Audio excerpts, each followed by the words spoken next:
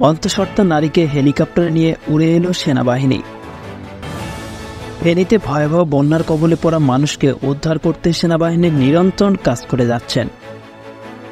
এই পরিস্থিতিতে সেনাবাহিনীর একদল সদস্য এমন একটি মানবিক কাজ করেছেন যা সবার মন ছুঁয়ে গেছে।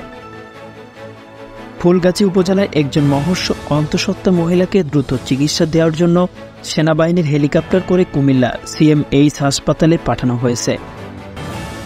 দ্রুত ও কার্যকর উদ্যোগের জন্য সেনাবাহিনীর সদস্যরা সাধারণ প্রশংসা কুড়াচ্ছেন।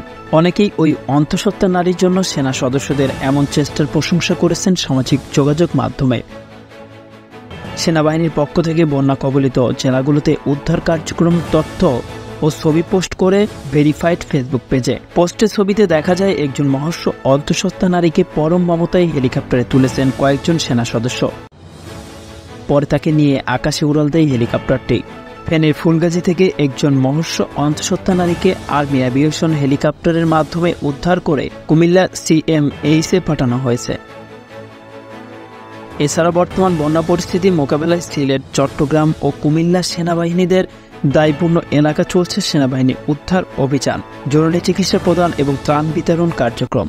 বাংলাদেশ সেনাবাহিনী সর্বদা জনগণের পাশে আছে এবং থাকবে। সংবাদের এ পর্যন্তই। পরবর্তী নিউজ আপডেট পেতে আমাদের সাথেই থাকুন। ধন্যবাদ।